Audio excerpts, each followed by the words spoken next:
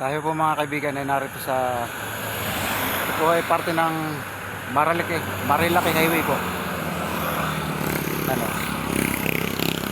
Yan o, going to Marikina. Dito sa likod natin. Going to Infanta Quezon.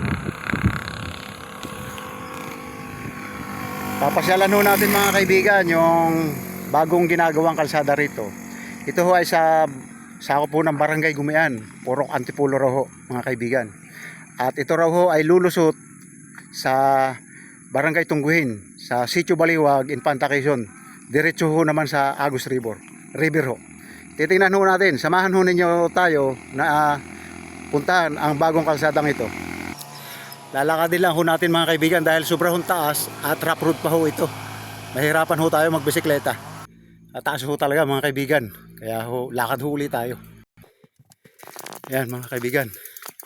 Lapit na tayo sa ibabaw ho. Nakabisikleta lang ho tayo pero hindi ho natin masakyan. Ayan po mga kaibigan. Diyan po tayo galing. Sobrang taas ho. Hindi ho natin kaya. Ayan po mga kaibigan. Narito na po tayo sa ibabaw.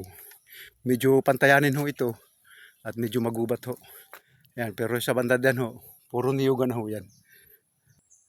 Medyo maputik ho pala dito mga kaibigan kapag umuulan. Yan, narito na ho tayo mga kaibigan sa medyo ibabaw na ho ito. Siguro malapit na ho tayo sa boundary ng Tungguhin at Barangay Gumian ho. Narito na ho tayo mga kaibigan sa pinakang ibabaw ho ito. At dito ho, crossing ho ang kwan nito mga kaibigan. Ayan. Ito ho marahil yung papuntang Agus River. At ito ho naman ay siguro sa private property. Narito ho tayo sa ibabaw. At pupunta na ho natin mga kaibigan yung papuntang Agus. Sa Agus River ho. Ang patak daw ho niyan. Samahan ho niyo ako mga kaibigan. Yan, dyan ho tayo nang galing mga kaibigan. Hindi ho tayo makasakay sa bisikleta dahil ho rough road nga ho. Medyo matataas ho at saka medyo malubak. Yan, may nadaanan ho tayo isang bahay dito.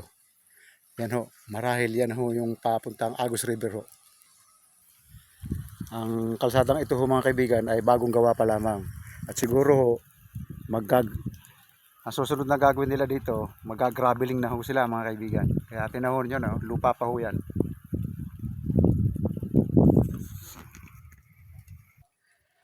Yan ho tayo nang galing mga kaibigan.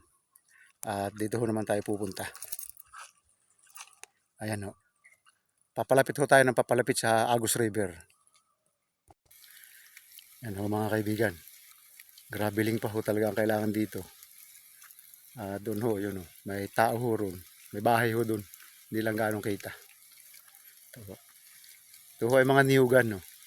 Kaya ho, bigla hong gaganda ang lugar na ito mga kaibigan.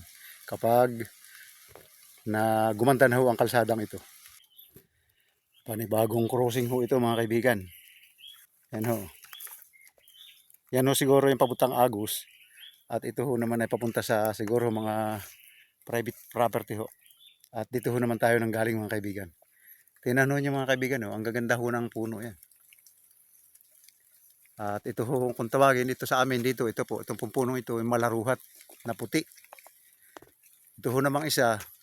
Yan ho yung malaruhat na pula. Yan ho ay magagandang kahoy mga kaibigan. Hindi basta-basta nasisira ng ana yan. Samahan nyo na muli ako na bye-bye no, papuntang Agus River. Ayan, dyan ho tayo galing mga kaibigan. Medyo malayo-layo na ho ang ating nalalakbay.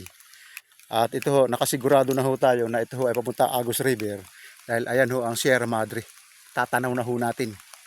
Kaya ho, ang mahirap lang ho, medyo na umambon ho rito. Hindi ho tayo nakapagdala ng waterproof.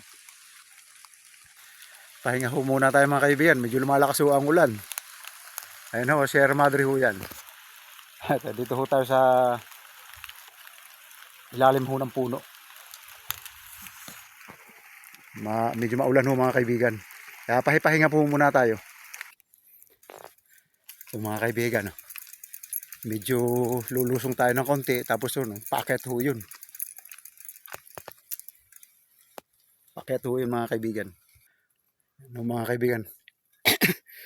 Nakarating na ho tayo muli dito sa ibabaw. At ito ho, medyo lulusong ho ulit yan mga kaibigan. tanaw na ho natin yung bundok ng Sierra Madre. Ayan ho mga kaibigan. Kaya malapit na ho tayo sa Agus River mga kaibigan. Ayan. Nasa ibabaw ho muli tayo mga kaibigan. Ito ho yung siguro ho, pa Agus na yan. At crossing ho ulit ito mga kaibigan. Ayan, may nakasulat ho doon. Magkasanga naman ho ulit kalsada. Yun, private property. Bawal daw ho pumasok. Kaya hindi ho tayo papasok doon. Ayan, dyan ho tayo nang galing mga kaibigan. Kung mapapansin ho ninyo, talagang pag hindi niyugan, gubat ho yung ating dinaanan.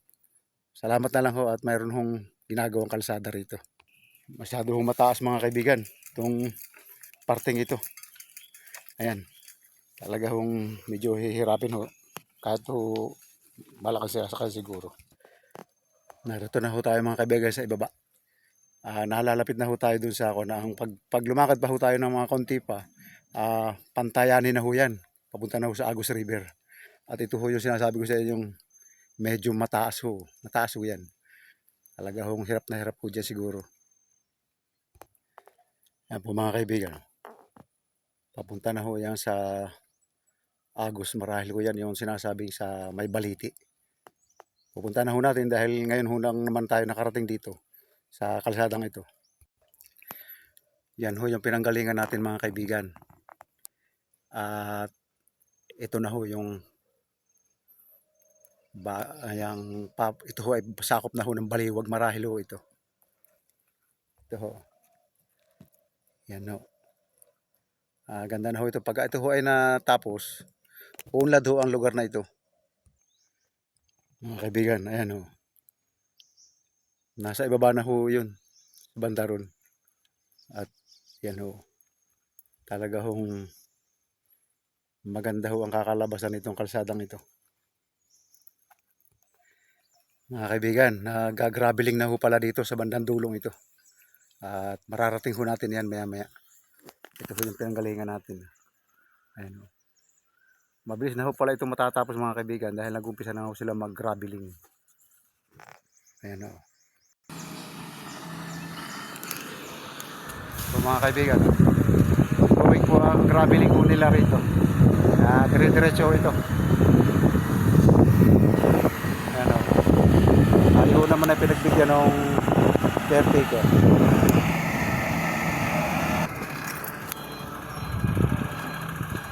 Talagang dire-diretso ho yan mga kaibigan. Kaya ho, mas mapabilis ho ang matatapos ang kalsadang ito. Yan ho, nanggagaling yan. Tayo ay didiretso mamaya sa tabing Agus ho mga kaibigan. Dahil ho, paunahin lang ho natin yung truck na yun. Ano mga kaibigan.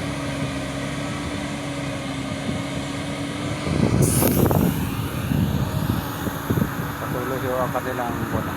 Halos dire-diretso ho sila. Pag lang daw kung umulan, ay madali ho ito matatapos mga kaibigan. Yan ho mga kaibigan. Pababa na ho tayo. Ayun ho ang ibaba. Narito na po tayo mga kaibigan sa ibaba. Pantay na ho ito. Ayan ho ang mga niyugan. Malapit na ho talaga tayo sa Agus River. Ayan ho, ang ganda na ho ng kalsada mga kaibigan. Ayan ho. Nagagrabeling ho sila. At ito hong mga loting ito. Ito ho ay kami ho dito niniyog. Labor ho. Ayan ho. Ito ay sa kaibigan ko si Paring Lukad. Naging tabing kalsada na yung lote nila. Biglang gumanda. Kaya ho matutuwa yan si Paring Lukad. At iyan ho naman yung tinatawag na kay Ugak. Niyugan ni Ugak. Yan, dyan ho tayo papunta mga kaibigan. Pantayanin na ho ito.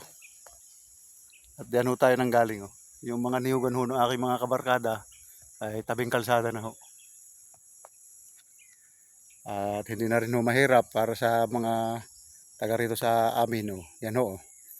Haligihin ho yan. At yan ho ay binibenta rin. Maganda na ho ang daan mga kaibigan. Ayan ho. Wala lang ho tayong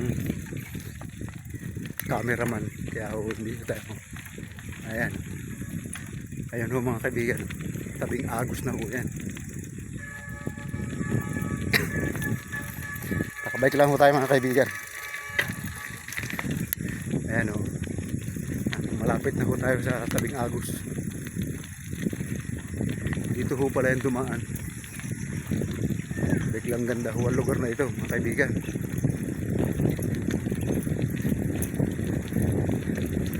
Ayan, Agos River na ho.